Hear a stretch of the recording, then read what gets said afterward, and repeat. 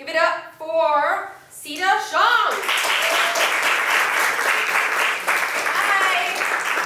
Hi. So I'm an immigrant, and if there's any Republicans in the audience, I'm legal. So just want to get that out of the way.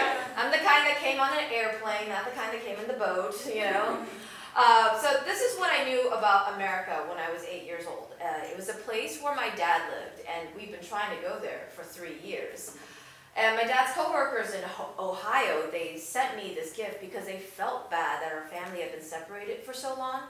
They sent me a Barbie doll, which was really cool because no other Chinese family had a Barbie doll or had seen one. So every time we had visitors in the house, my mother would want me to show off this like new exotic American toy. So I did, you know, I'd take out the Barbie, show them all the different little outfits, and then I would immediately strip the top down because I was like, no Chinese person has seen breasts this big before. Because like, we just didn't have breasts on Chinese toys. Just didn't have it. My mom was in Beijing during Tiananmen Square, which you guys remember that time. That's when that guy stood in front of the tank and everything turned out super well for him. Maybe not. So I was a little bit scared for my mom. I was 7 years old at the time, and I was staying with these family friends.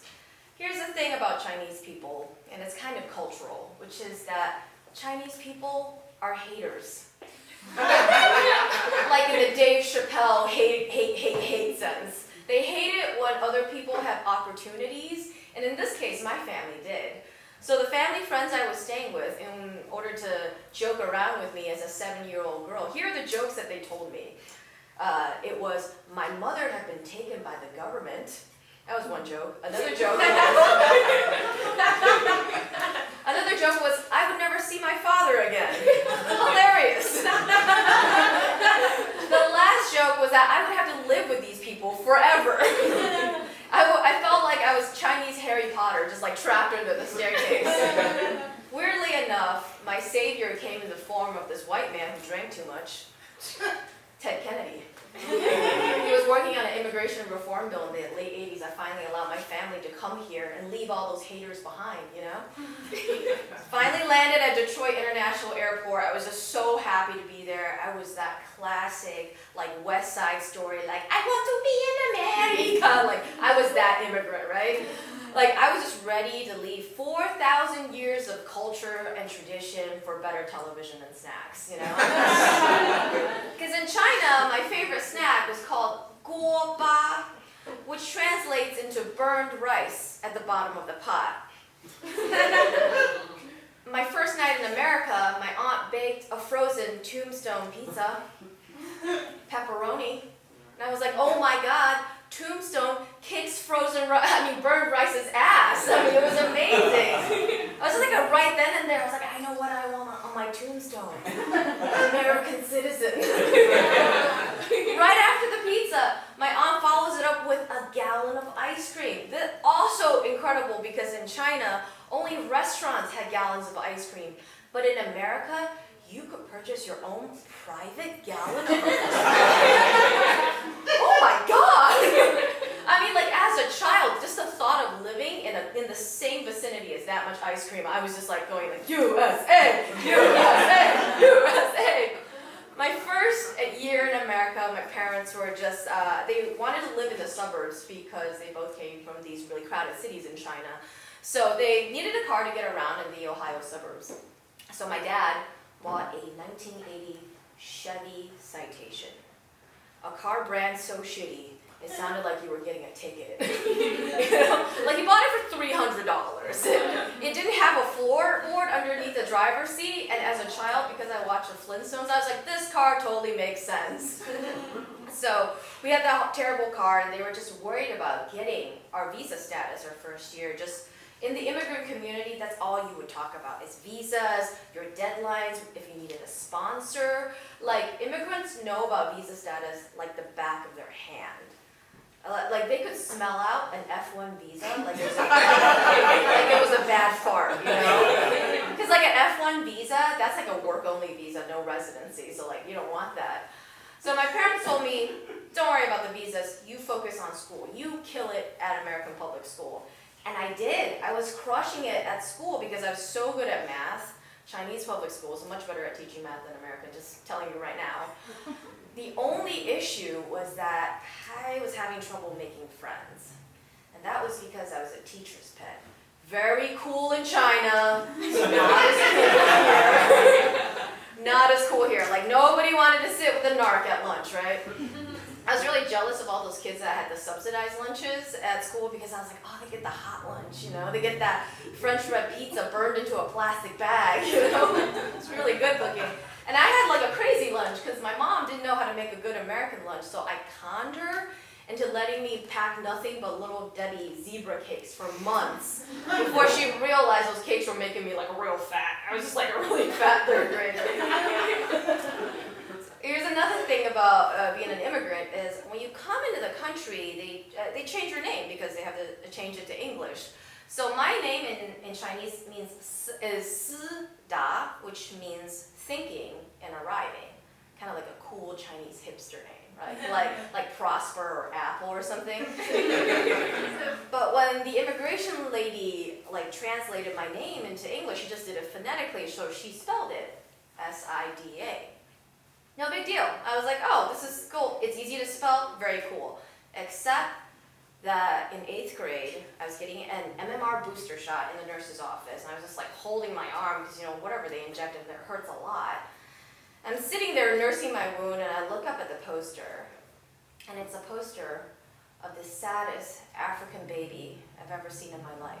Just like huge eyes, crying, so skinny, and I see my name, S-I-D-A, at the top. I'm like, what is happening? I didn't do anything to this baby. Why is my name on this poster? This is horrible. So I had to figure it out. So this is during the time the internet wasn't that big, so I had to go to the school library, look it up, and what I found out was that S-I-D-A means A-I-D-S in almost every single Romance language, which means that I was AIDS in Spanish and French and Italian.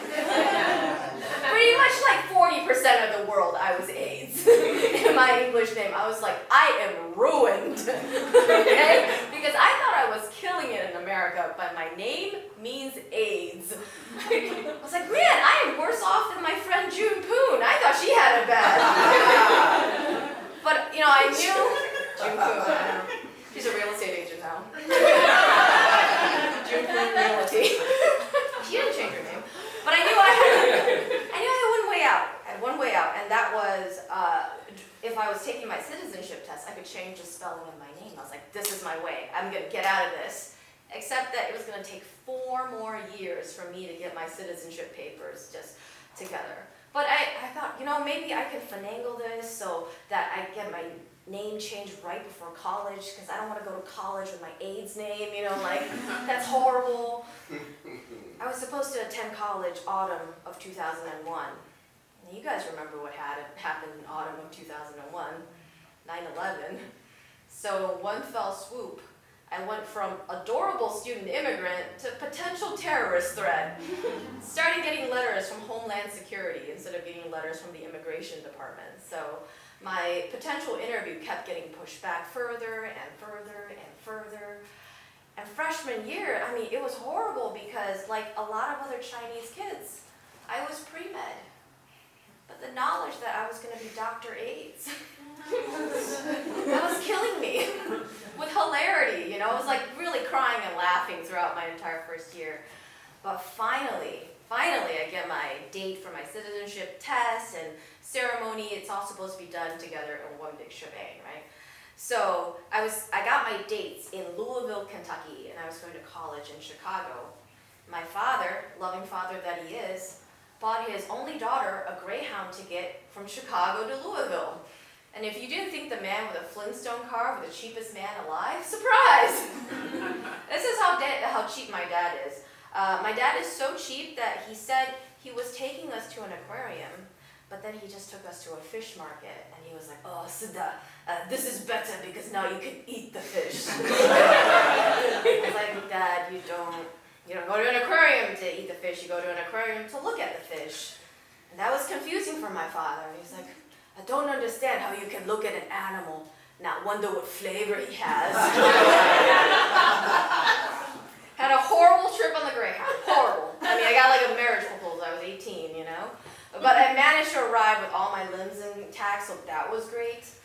So by the time I got to the courthouse, kind of nervous about the test, but I knew that I could ace that test because I was a good student. And of course, after all of that, the ceremony and the testing, everything was so easy. And I finally got my certificate, and I signed my name, CEDA, so that I would no longer be AIDS. So I was finally an American citizen. They did the ceremony. I stood on the courthouse steps waving my tiny little American flag like I was in a newsreel about the war. The war is over!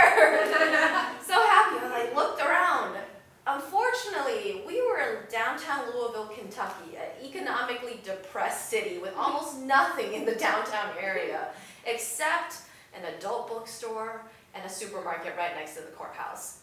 So I'm like, what am I gonna do? I'm like an American citizen now. I have to celebrate in some way.